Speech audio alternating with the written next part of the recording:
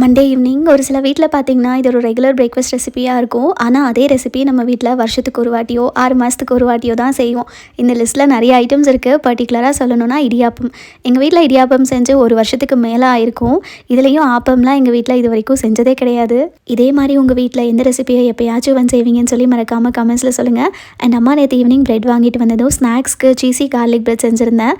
முன்னாடிலாம் இந்த ரெசிபிக்கு ஃபைனாக சாப் பண்ண பூண்டு அப்படியே சேர்த்துருவேன். பட் ரீசெண்டாக பார்த்த ஒரு ரீலில் பூண்டு அப்படியே சேர்க்கறத விட லைட்டாக ஆயிலில் சாட்டே பண்ணி மேஷ் பண்ணி சேர்த்தா ஃப்ளேவர் இன்னும் நல்லா இருக்குன்னு சொன்னதும் ட்ரை பண்ணி பார்த்தேன். நிஜமாவே டேஸ்ட் சூப்பராக இருந்துச்சு.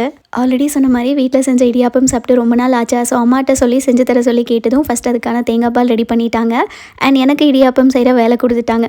சரின்னு சொல்லிட்டு நானும் மாவு பிசைஞ்சு எல்லாமே ரெடி பண்ணிட்டேன். கடைசியாக மண்டை மேலே இருந்த கொண்டைய மறந்த மாதிரி எங்கள் வீட்டில் இடியாப்பம் செய்கிற அச்சே இல்லை. நான் போட்டிருந்தது நூடுல்ஸோட அச்சு, அதை நான் கவனிக்கலை.